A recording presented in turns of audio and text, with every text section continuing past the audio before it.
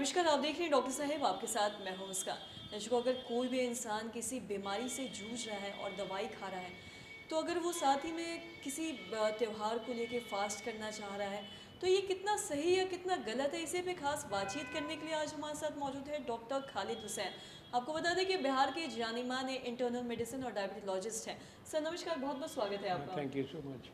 Sir मैं आपसे जानना चाहूँगी, कोई भी मरीज़ हो, किसी भी बीमारी से जूझ रहा हो या दवाई पे हो, मैं आपसे जानना चाहूँगी तो क्या उसके लिए फ़ास्टिंग करना, चाहे किसी त्योहार के लिए, कोई भी त्योहार हो, चाहे रोज़ा हो, चाहे कोई छठ हो या फिर बाकी और भी जितनी भी त्योहार है या फिर इंटरमिटेंट फास्टिंग भी लोग आज कर रहे हैं, तो ये सारी चीज़ें करना क्या सही या गलत है, मैं आपसे जानना चाहूँगी।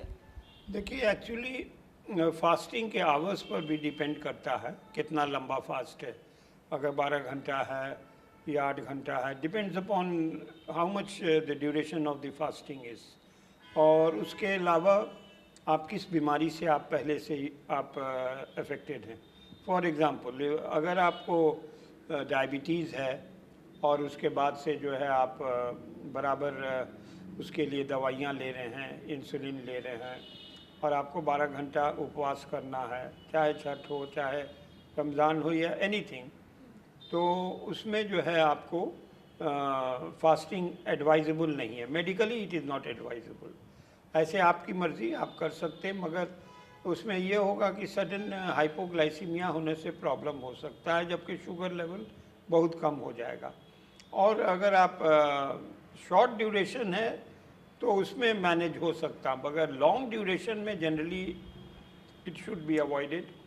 एंड द थिंग, और जो चीज़ ये है कि अगर डायबिटिक हैं तो 3 बार दवाइयाँ लेनी होती है, तो आप आफ्टरनून में अगर फास्ट में हैं तो दवाइयाँ कैसे लेंगे, और इवनिंग में आप फास्ट कर रहे हैं तो कैसे लेंगे।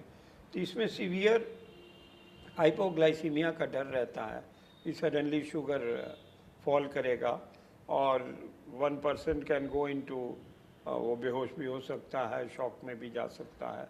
और थर्ड कि रीनल डिसफंक्शन का ज़्यादा चांस है, क्योंकि हाइड्रेशन नहीं है और renal kidneys are already compromised in diabetes.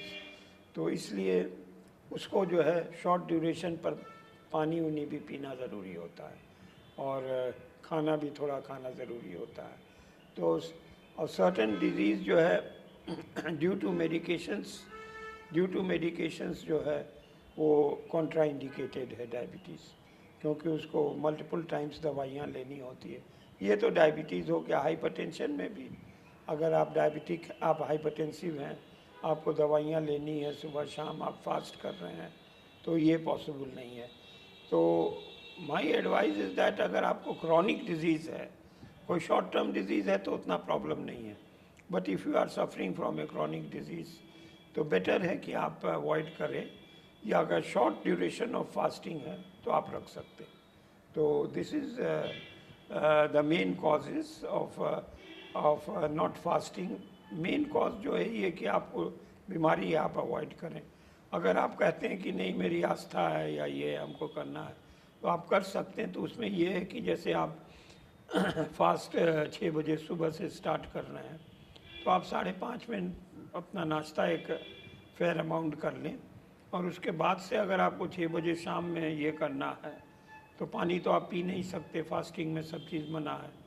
तो इन दैट केस आप अर्ली हैबिट खाना खा लें, और उसके बाद से इन बिटवीन अगर आप फील करते हैं कि आपका चक्कर आ रहा है, पैल्पिटेशन हो रहा है, कुछ और प्रॉब्लम हो रहा है, तो आपको अवॉइड करना पड़ेगा ये टू कीप फास्टिंग।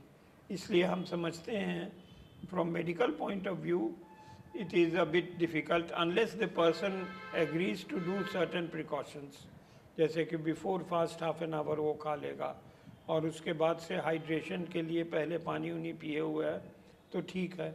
और फिर अगर फास्ट 2 बजे तक है तो उतना मुश्किल नहीं है, but if the fast increases more than 8 hours then it is difficult। तो हम समझते हैं कि बेटर यही है कि अवॉइड करना चाहिए। सीवियर डायबिटीज़ है, हाइपरटेंशन है या और कोई क्रॉनिक एलिमेंट्स है तो उसमें, अब कोई स्टीरॉयड पर है तो उसमें भी फास्ट करना मुश्किल है, दवाइयाँ लेनी हैं और उसके बाद उसको अकॉर्डिंगली डाइट को कंट्रोल करना पड़ता है। फास्टिंग में वो पूरा जो साइकिल है वो डिस्टर्ब हो जाएगा। तो इसलिए बेटर नॉट टू फास्ट। अगर बहुत ज़रूरी है तो करे विद दिस प्रिकॉशंस। और जो चॉकलेट वगैरह कुछ पॉकेट में रखे इन केस ड्यूरिंग फास्ट अगर सडनली चक्कर आ गया, टैकीकार्डिया हो गया या पैल्पिटेशन हुआ या स्वेटिंग हुआ तो उसको ब्रेक करना पड़ सकता है फास्ट। इसलिए भी एडवाइस कि आप बेटर हो कि आप अवॉइड करें।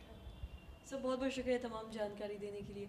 तो आशा करते हैं दर्शकों कि आप ये समझ पाए होंगी, जैसा कि डॉक्टर साहब ने बताया कि अगर आप किसी क्रॉनिक डिजीज़ से जूझ रहे हैं तो आप अवॉइड कीजिए फास्टिंग करना।